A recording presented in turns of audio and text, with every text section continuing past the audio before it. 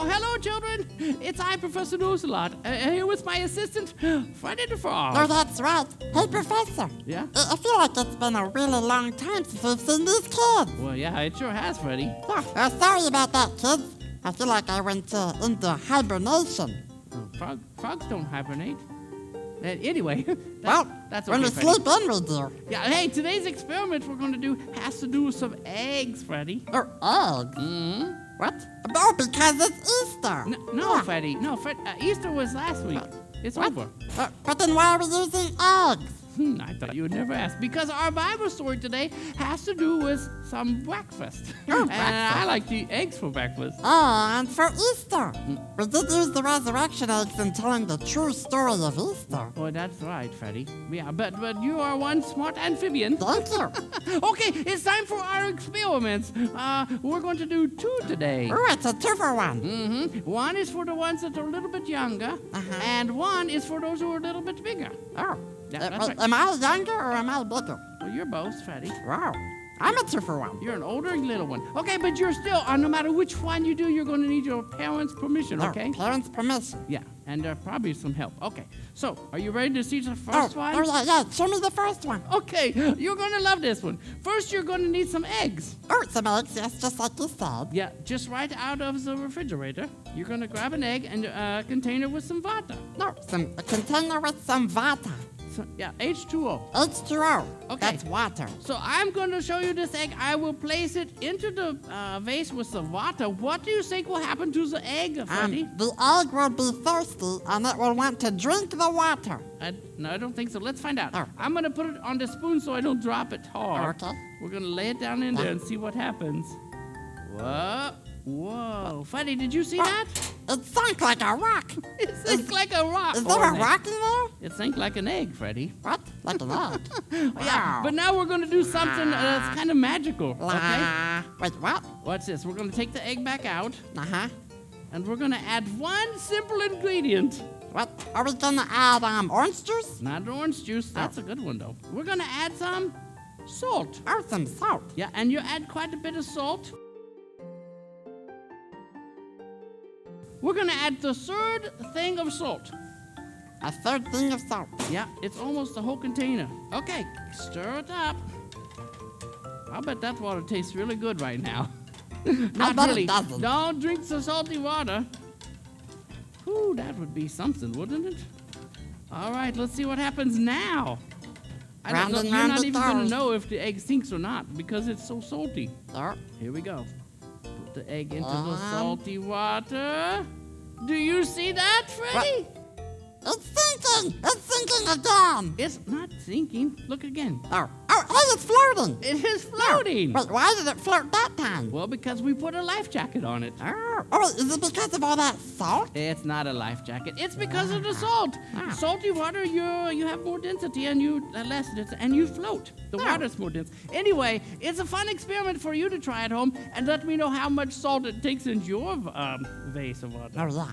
Oh, so, right. Professor. Yes. What's the second experiment? Oh, Freddy, I'm so glad you asked because we have one for the bigger kids. Bigger kids. The reason I say it's for bigger kids is because this one requires a little more work. Are we going to use pepper instead of salt? No. No, we're not using salt or pepper, but we are using hard-boiled eggs. What's a hard-boiled egg? Well, you have to put it in the water and let it get hot, and then when it gets hot, then you're going to take the shell off. Does that mean that there's a soft-boiled egg? I don't know that. Food for thought. What kind of scientist am I when I don't even know if there's a soft-boiled... Yeah, there are soft-boiled eggs, but this is not. This is a hard-boiled egg. Oh, yeah. So our experiment today, we're going to get this hard-boiled egg. Now you have me saying the wrong... Hard-boiled egg. Into this here, glass container. That's a beaker. And you need a beaker, Freddy, that has a smaller opening than the size of your egg. Actually, it's probably... Is it a beaker? Sure, we'll call it a beaker. Now, if you have a beaker with a big hole, you can't do this experiment. I thought a beaker was more cylinder-like. Okay, it doesn't matter. It's a jar with a hole that's smaller than the egg. Now, It's a glass container. it's a glass container. Okay, shape. so you Okay, put the what we're egg going to on do top. is try to figure out how to get the egg into the container without smashing it with a hammer. What? Wait, we have to get the egg into this container? That's right. But it's not fitting. I know it's not, but it will. So what you were going to Oh, need is... I know. We have to eat the egg, and then it'll be small enough that we can put it in there. That's one option, but that's not the option we're going for. So, Freddy, you're going to need 3 candles.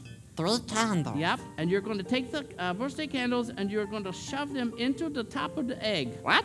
What? Just like so. Okay. Okay? Hey, are eggs flammable? It is flammable. This is why you want to get your mother or the father to that's help you. dangerous. Now, Freddy, be careful. We're going to light the candles and then we're going to stick them into the beaker upside down. Are you guys Upside ready down. for this? Oh, yeah. Here we go. Light the candles. 1, 2, 3. And And now it's a birthday cake. then we're going to stick the upside down. We're going to stick the candles inside, and then watch what happens to the egg. What? Watch what happens. Wait. Do you see it? No. Do you see it, No, Freddy? it's not there. Wait, what? It's stuck. Whoa. The egg is inside. What? I know, isn't that crazy? Okay, guys, not say hello. falling out. Professor, how did that happen? Now, how did that happen? I don't know. Actually, I do know. The oxygen inside of this container, you can't really see it, but it's there. And when Yeah. you light the candles burn up the oxygen. Uh-huh. So something has to take the place of the oxygen that's now been burnt up.